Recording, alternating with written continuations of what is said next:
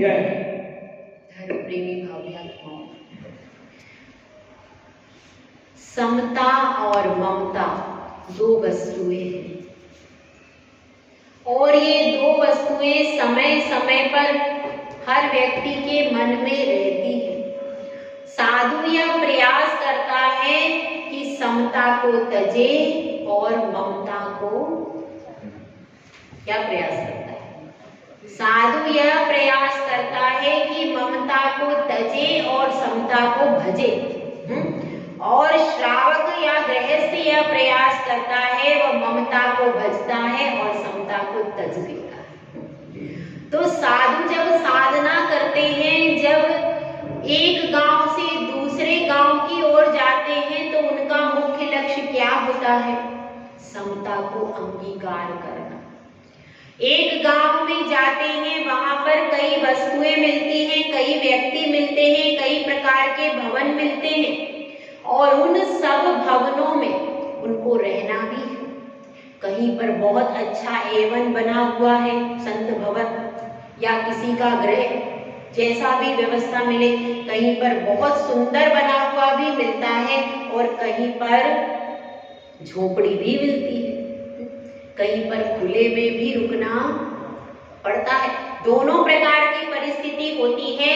एक बार की घटना हम आपको बताते हैं कि बिहार करते करते जा रहे थे और आचार्य जी हमारे सबके साथ में ही थे।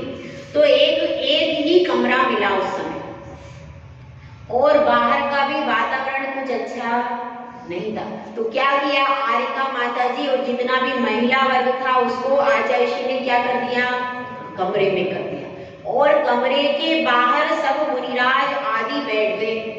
तो ऐसे भी रात्रि का अवसान करना पड़ता है। कई बार ऐसा होता है बिहार में, एक खेत में आचार्य जी रुक गए और उसके कई थोड़ा दूर पर एक खेत में रुकना पड़ा। ऐसी भी परिस्थिति आ जाती है जब कहीं पर बीच में रुकने का कोई स्थान ही नहीं है। तो विभिन्न प्रकार की परिस्थितियां जब विहार करते, जब नगर में रहते तब तो कोई विशेष परिस्थिति नहीं आती, लेकिन जिस समय साधु विहार की ओर अग्रसर होते हैं तो उस समय पर बहुत सारी परिस्थितियां आती हैं। तो ऐसा ही एक समय हुआ, एक साधु थे, वह राजमहल में रुके थे और राजमहल में रुकने के बाद उन्होंने राजा से कहा कि मैं तो अब आगे विहार करूंगा। तो उन्होंने कहा, राजा ने कहा ठीक है आप विहार कीजिए, लेकिन आप तो राजमहल के बाहर के कक्ष में रुके थे, क्योंकि राजमहल में भी सब प्रकार की व्यवस्थाएं होती हैं। कुछ तो बहुत अच्छे सुसज्जित कक्ष होते और कुछ साधारण कक्ष होते। तो वह कहते आप तो बहुत साधारण से कमरे में रुके थे, तो आपने कुछ वैभव देखा नहीं है। मेरी एक प्रार्थना है आपसे कि आप अब विहार करके आगे जा रहे हैं तो एक दिन के लिए जो अपना A1 रूम है ना, A1 रूम में जो बहुत सुंदर कक्ष है, हमारे राजमहल का सबसे सुंदर सबसे सुसज्जित जो कक्ष है जिसमें सारी सुविधाएं हैं, उस कक्ष में आप मुझे एक दिन का प्रवास कर लीजिए। तो साधु हाँ कह देते, उनको तो अपने पाटे पर ही बैठना था, लेकिन कमरा सुसज्जित था। उन्होंने एक दिन की परमिशन दे दी। एक दिन का कार्यकाल पूरा हुआ। अब साधु ने कहा कि भैया मुझे तो आगे विहार करना है, मुझे तो जाना है। अब फिर राजा उनको छोड़ने को आया, उसने राजमहल में रुकवाया था तो उनको छोड़ने को जाएगा और छोड़ने को आया तो वह बार बार पूछ रहा है कि ये बताइए गुरुदेव राजमहल कैसा लगा।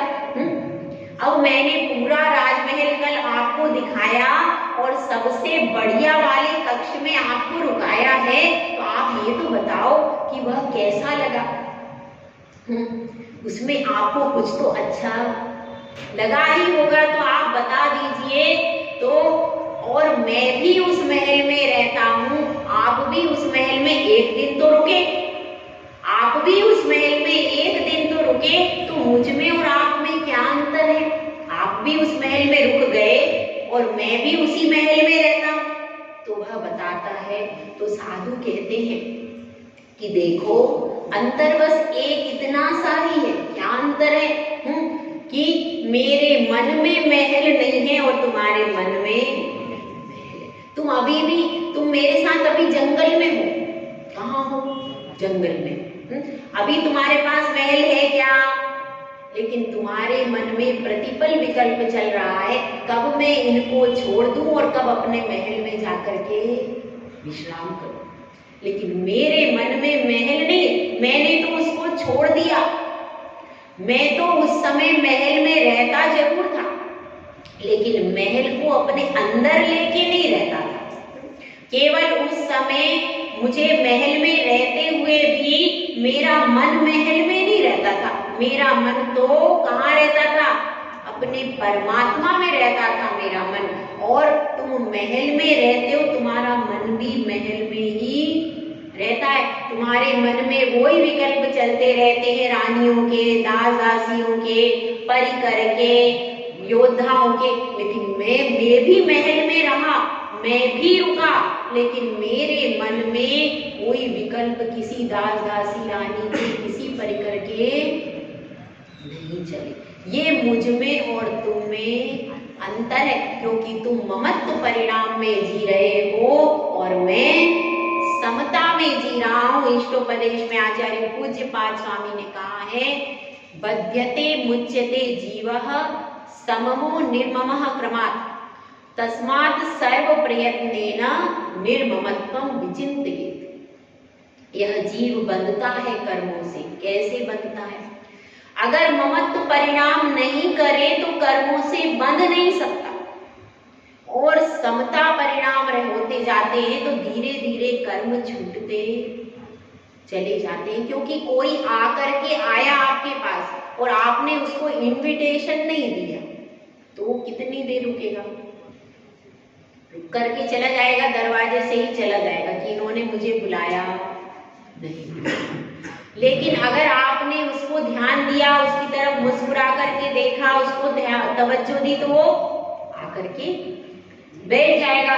इसी तरह से समता में जो रहते हैं, अपनी आत्मा के ध्यान में डूबे रहते हैं, अपने अंदर रहते हैं, अंतर में रहते हैं, तो उनके पास कर्म उतनी गहराई से नहीं बंधते जितना कि एक गृहस्थ है जो कि 24 घंटे उसी पर में लगा रहता है, तो उसके लिए कर्म और ज्यादा बनते हैं। तो अभ्यास यही करना है कि महल में रहो। महल में रहना बुरा नहीं है, वो आपका पुण्य कर्म की प्रकृति है। उस पुण्य के कर्म के फल से किसी को झोपड़ी मिली है और किसी को महल मिला, सबको अपना अपना स्थान मिला है। लेकिन अब उसमें रहने के बाद आप यदि उससे ममत्व करते हो, इतना ममत्व करते हो कि अपना सम्यक दर्शन दूषित हो जाए, उसमें रह करके भी उससे अलिप्त रहो। जिस प्रकार से कमल रहता है, कमल रहता है कीचड़ में, लेकिन फिर भी उस कीचड़ से लिप्त। इसी प्रकार से आप घर में रहते हो, तो घर में रहने के बाद भी उन व्यक्तियों के साथ में आपके संबंध भी रहेंगे, लेकिन उसके बाद भी उसमें लिप्त होकर के मत रहो। मतलब उसमें ममता परिणाम को करके मत रहो।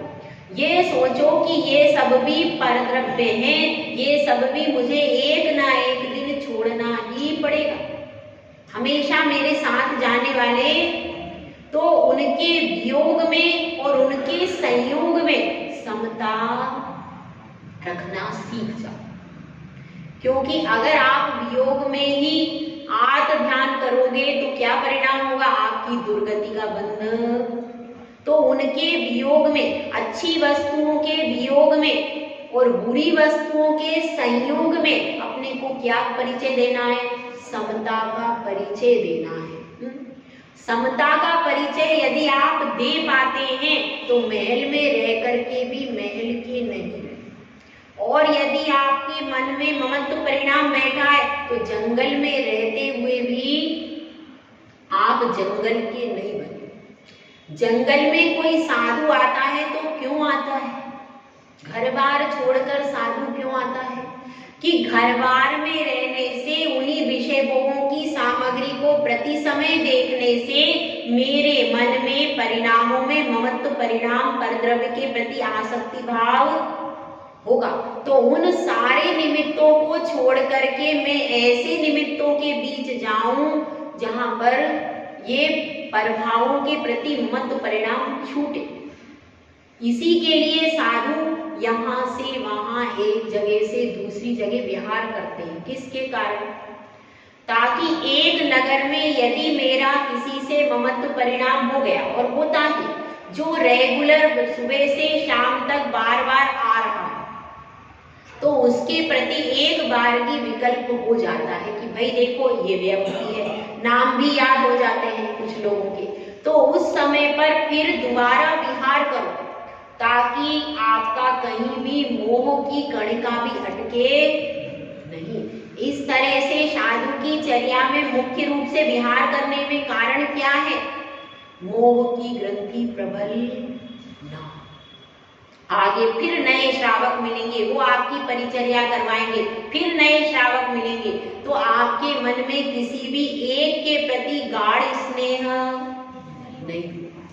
हाँ, आशीर्वाद सबके लिए रहता है, शुभ भावनाएं रहती हैं, कल्याण की भावनाएं भी रहती है, परंतु अत्यधिक गाढ़ स्नेह जिस प्रकार से गृहस्थी का रहता है, उस तरीके से साधु का नहीं रहता। तो साधु उस राजा से कह रहे, क्या कह रहे हैं कि भाई देखो मेरे मन में महल नहीं है, तुम भी महल में रहते हो तो मन में महल मत रखो, क्योंकि महल तो तुम्हें एक ना एक दिन छोड़ना ही, वो महल तुम्हारा भी नहीं है। क्या उनका राजा का महल? वह महल तुम्हारा भी हमेशा नहीं रहेगा, और मेरा भी नहीं है, तुम्हारा भी नहीं। क्यों नहीं है? क्योंकि 4 दिन का मेला मेरे लिए भी है, तुम 4 दिन ज्यादा रह लोगे, इतना ही होगा। एक दिन, मैं तो एक दिन रहकर छोड़कर आ गया, तुम 4 दिन रह लोगे, बस इतना ही। 4 दिन बाद तुमको भी छोड़ना है। तो इसीलिए साधु एक स्थान से दूसरे स्थान पर विहार करते हैं। हम लोग खंडवा में आए, 10 तारीख को आए थे। अविनाश जी कितनी तारीख को आए थे? अविनाश जी तो लेके आए थे, बाकी तो कोई इतने लोग उस समय कौन कौन था? मुख्य रूप से अविनाश जी, पहली बार अविनाश जी आए थे, और 1-2 लोग और आए थे कोई साथ में, प्रवीण भैया, अच्छा, तो अर्पित भैया भी आए थे। अब अर्पित भैया पहले आए थे, उन्होंने वहाँ चौके में पानी भरा था, मुझे याद है। पहली बार वहाँ रास्ते में चौका लगा था कहीं पर बीच में, तो फिर अर्पित भैया आए थे, फिर उन्होंने वो जल भरा था वहाँ पर। तो इस तरह से शुरुआत हुई थी, और वहाँ से फिर हम किसी को जानते नहीं थे भैया, आपके खंडवा में कुछ भी नहीं जानते थे, पहली बार आए हैं। ना हमारे गुरुदेव कभी इधर आए, ना हम कभी आए। हाँ, आचार्य श्री सन्मति सागर महाराज जी की कृपा तो बरस गई, तो वही कृपा हम पे बरसती रही, वो तो हम मानते हैं, क्योंकि गुरुदेव ने जहाँ चले गए वहां पर हम जा सकते, हमारा स्थान वहां पर बना हुआ रहता है। तो पूर्वजों की, दादा गुरु की तो कृपा है ही, लेकिन वो समय का बहुत बीच में अंतराल आ गया। वो कब आए थे? 1980-82, बहुत टाइम हो गया। तो उस 80-82 के बाद मेरे ख्याल से यहाँ पर उस परंपरा का कोई आया नहीं, तपस्वी सम्राट की परंपरा, तो वो थोड़ा सा रिक्त स्थान हो गया था। तो अब हमने दोबारा उसको आकर के कोशिश की है भरने की। तो सब लोगों ने बहुत सहयोग किया, यहाँ भी आए, नवकार नगर से आए थे, तो शुरू में यहाँ लगा था भाई यहाँ तो कोई आता ही नहीं, 1-2 दिन, 1 आध दिन तो ऐसा ही लगा। फिर धीरे धीरे लोगों का आना धीरे धीरे शुरू हो गया, तो फिर थोड़ा सा अच्छा लगा। और ये पहले से जुड़ी हुई थी हमारी श्रद्धा जी जो बैठी हुई है, पहले से जुड़ी हुई थी, तो ये भी आती रही। फिर पायल जी भी पहले इतना संपर्क में नहीं हुआ, जब से वहाँ प्रोग्राम करवाया 4 फरवरी का, तब से परिचय हो गया पंकज भैया, पायल जी, तो इनसे भी थोड़ा सा संपर्क, अपनत्व जैसा हो गया कि मतलब कोई भी काम होगा तो बोल सकते हैं अपन की, कोई भी काम करने के लिए। और कौन है? वर्षा जी, नवकार वाले भी, नवकार वालों ने बराबर पीछा नहीं छोड़ा, ये बड़ी महानता की बात है। एक कॉलोनी से विहार करके आ जाओ और वो कॉलोनी वाले बराबर बात नहीं है। विजय सेठी जी बैठे हुए हैं। तो इस तरह से जो भी नवकार वाले थे वो जुड़े हुए बराबर सुबह। अब देखिए ये भी हैं, भैया भी हैं, भाभी हैं, तो ये लोग भी बराबर, महेश जी हैं, तो रेखा जी, महेश जी, रेखा जी हैं और वर्षा जी, इनके भी परिवार ने बराबर, बिमला जी तो अपनी है ठीक है। तो हाँ ठीक है, तो इतने लोगों ने बराबर रेगुलर सुबह तो बराबर रेगुलर प्रेजेंस दिए और कभी कभी शाम को भी आए। तो कम से कम सुबह आ रहे और दोपहर में भी आ रहे। महेश जी सुबह भी आते हैं, दोपहर को भी 3 बजते ही तुरंत आ जाते हैं, टाइम की पंक्चुअलिटी से आते हैं। तो ये जो चीज है, तो इसमें क्या खंडवा में हमारे पास कोई नहीं, हमने कोई गिफ्ट नहीं बांटे, हमने कोई, हमारे पास ना तो गिफ्ट है ना कोई सम्मान का तिलक है, कुछ नहीं हमारे पास। सिर्फ हम एक जो हमने आगम का पढ़ा है वो भी आचार्यों की चीज दे रहे, हमारी पास चीज कुछ नहीं। जो आचार्यों का हमने पढ़ा है, जो गुरुदेव ने हमें सिखाया, बस उस अनुभव और ज्ञान को आपको दे रहे, इतना ही है हमारे पास। तो वही दिया है, कोई हमने कोई चीज नहीं बांटी है, कुछ नहीं किया। उसके बाद भी आप लोग जो आए हो वो किसके लिए आए हो? जिनवाणी के लिए आए हो। और हमें जिनवाणी का पिपासु ही चाहिए और हमें कुछ नहीं चाहिए।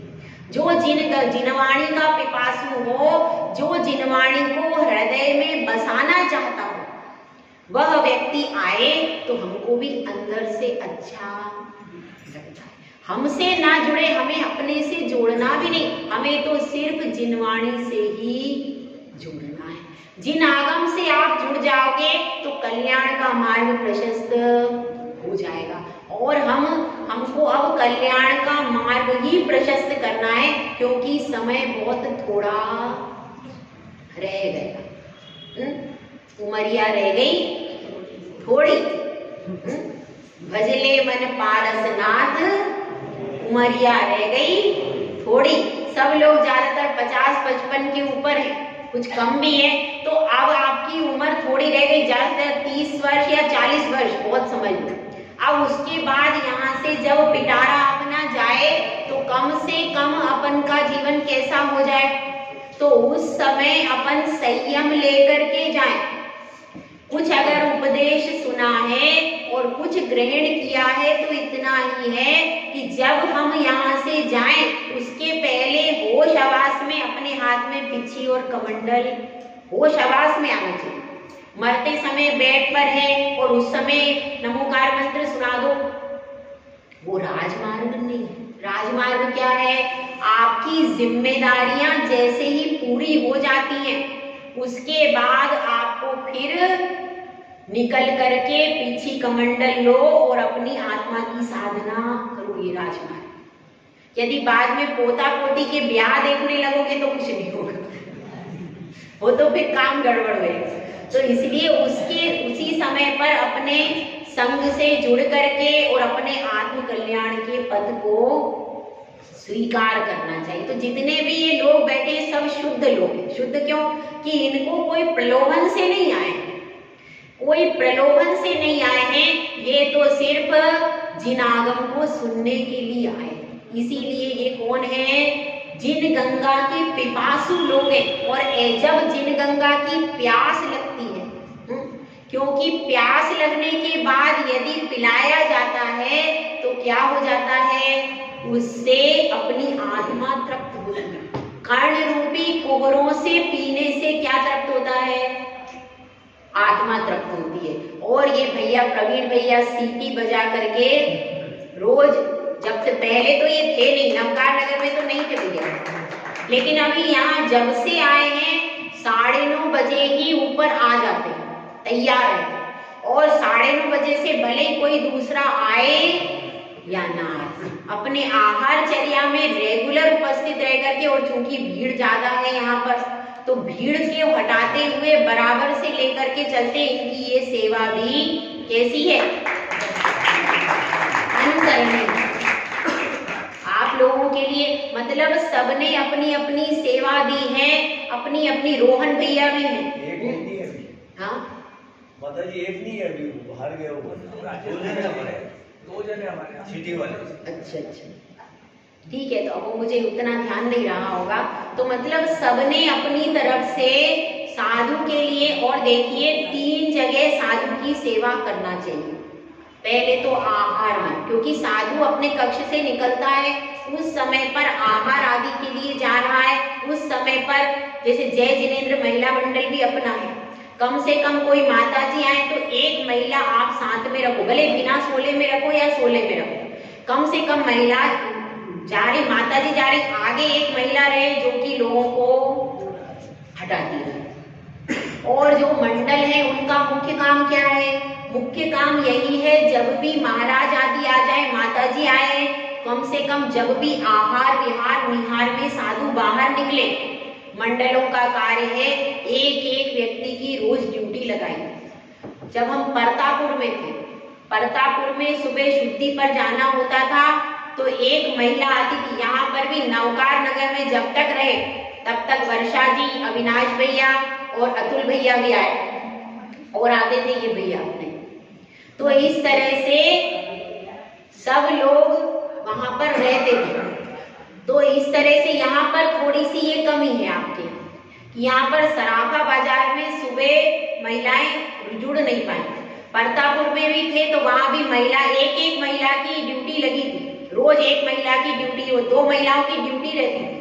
पूरे चातुर्मास में 2 महिलाओं की ड्यूटी रेगुलर रहती थी, कभी कदांश कोई नहीं आती थी, बाकी वो 2 महिलाएं आती थी, शुद्धि पर लेकर के जाती थी, वापिस छोड़ती थी। तो ऐसी व्यवस्था अपने यहाँ भी कहाँ कहाँ पर साधु को चाहिए। एक तो वो आहार के लिए जाए, उस समय महिला मंडल से एक महिला की या 2 महिला की ड्यूटी लगा दो कि वो माता जी चल रही है, आसपास में कोई गाय आदि भी रहती है, लोग भी रहते हैं, तो वो आप थोड़ा सा ध्यान रखें कि उनका वो आहार कक्ष तक निर्विघ्न पहुंच जाए। बाद में लौटते समय तो सरावक ला देते हैं, वो कोई बात नहीं, वो फिर मुद्रा लेकर के चल रही है, लास्ट में यदि छू भी जाए तो इतनी परेशानी। लेकिन अगर आहार के समय कोई छू गया या किसी ने गिरा दिया तो उनका अंतराय हो जाएगा। इसलिए अपने को शुरू में ध्यान रखना चाहिए। उसके बाद क्या है? उसके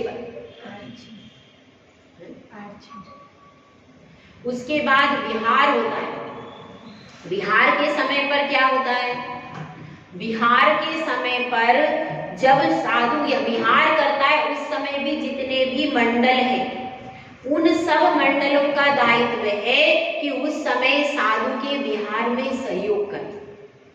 मतलब जैसे कि आपका महिला मंडल 50 महिलाओं का है तो कम से कम एक, जब तक विहार चल रहा है, जब तक दूसरे नगर में नहीं जा पहुंचते साधु, 3 दिन 4 दिन 5 दिन, तो कम से कम एक एक महिला या 2-2 महिला कम से कम चौके में जाए, व्यवस्था बनाए, पैदल विहार में चले, जिससे कि क्या अपना जो मुख्य लक्ष्य क्या है जय जिनेंद्र महिला ग्रुप का, देवशास गुरु को भक्ति करना, मुख्य लक्ष्य तो यही है। तो अपन साधु को जब जरूरत है, जैसे माता जी जा रही है तो उनके साथ में महिलाओं को जाना चाहिए विहार के समय पर भी, और एक गांव से दूसरे गांव पर छोड़ दिया, तो ऐसे इन सब कार्यक्रमों में महिला मंडल सहयोग कर सकता है। केवल महिला मंडल साधारण घर में बैठ के मीटिंग करने के लिए नहीं, उसका मुख्य कार्य क्या है वो आपको बता रही हूँ। मुख्य कार्य यह है कि हमारे जो साधु हैं उनको आहार विहार और निहार में सहयोग करना हर प्रकार से, जिससे जितना बन सके तन मन धन से सहयोग करेगा तो वो ही ग्रुप अपने दान पुण्य में भी आगे बढ़ेगा। और भी देखो, आरची की मम्मी है, आरची की मम्मी का नाम योगिता जी, हाँ योगिता जी हैं, उन्होंने रेगुलर दीदी को 2-3 दिन तक, मतलब और भी पहले दिन तक भी भोजन की व्यवस्था में सहयोग किया, और भी बराबर आरची लगी रहती। आरची भी कहाँ से जुड़ गई थी? नवकार नगर से जुड़ गई, तो तब से यहाँ भी बराबर रेगुलर आती रही है, और विशेष तौर से दीदी का बहुत ध्यान रखा है। किसी कारण से उसके यहाँ आहार चौका नहीं लग पाया, लेकिन फिर हमने कह दिया कि आप दीदी को संभालो, तो दीदी को संभालने में, दीदी की आहार व्यवस्था में उन्होंने बहुत सहयोग किया है। और भी सब लोगों का सहयोग है। देखिए नाम मुझे ज्यादा याद नहीं रहते, मेरी समस्या, मुझे गाथाएं याद हो जाती हैं, आचार्यों के नाम याद हो जाती है, बाकी ज्यादा याद नहीं रहते नाम लोगों के। तो इसलिए सबने अपनी तरफ से, निविता जी है, निविता जी का कंठ भी बहुत अच्छा है और लेखनी भी बहुत अच्छी है। कंठ के साथ किसी का कंठ अच्छा होता है तो लेखनी अच्छी नहीं होती, कंठ अच्छा होता है, लेखनी भी अच्छी होती है और सेवा भी होती है। तीनों गुण नहीं मिलते तो तीनों गुण इनमें, कंठ भी अच्छा है, लेखनी भी अच्छी है और सेवा भी है। ठीक है, तो ऐसे बहुत से हीरे यहाँ छुपे हुए आपके खंडवा में हैं। यहाँ के अध्यक्ष बैठे हाँ, समाज के अध्यक्ष जी, वो भी कल मैंने सोचा था वो पीछे बैठ गए, आज मुझे दिखे ही नहीं, इसलिए वो रोज यहाँ सफेद कपड़े में बैठते हैं, कुर्ते पजामे में, आज वो पीली शर्ट में, तो मुझे कभी पीली शर्ट में देखा ही नहीं उनको, तो मैं आज पहचान भी नहीं पाई। वो ज्यादातर सफेद कुर्ता पजामा में रहते हैं। एक महीना और रह जाओगे तो और हीरे निकल आएंगे। नहीं, ये तो पहले से ही बने बनाए हीरे हैं, अपन ने कोई तराशने का भी काम शुरू ही नहीं किया है, अभी तो सिर्फ पहचान का काम चल रहा है।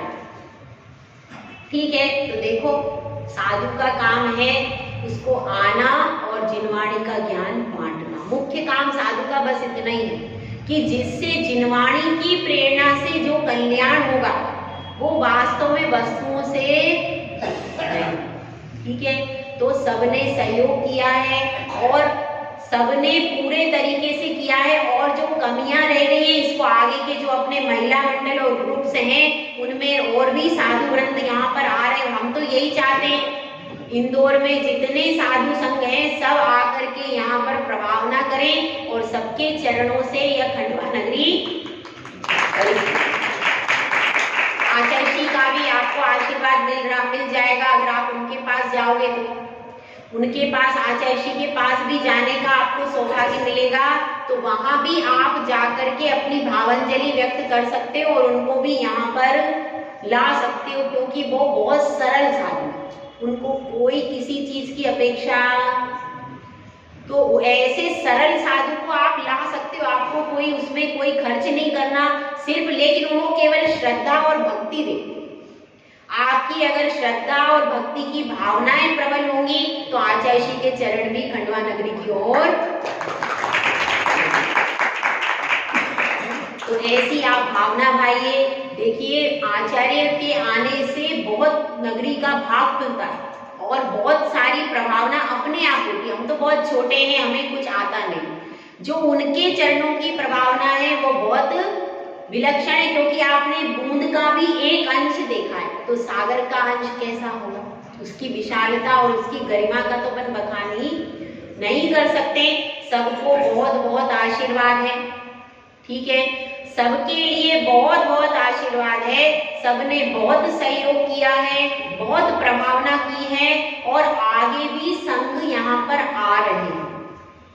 उन संघों की जितनी हमारी सेवा की है उससे दुगनी सेवा उन संघों की कर, उनकी जो अपनी जो यहाँ कमी रह गई कुछ, तो उसको उस संघों में, ताकि आगे हमारी खंडवा नगरी में, धर्म नगरी में प्रति समय साधुओं का आवागमन होता रहे और यहाँ से व्रती रत्न भी अभी निकलने वाले हैं, तो जो व्रती रत्न भी आगे निकले और खंडवा का नाम काय के लिए हो, सबसे ज्यादा दीक्षार्थी यहाँ से निकले, उसके लिए खंडवा का नाम उज्जवल हो। जय बोलो आचार्य सुंदर सागर महाराज की जय।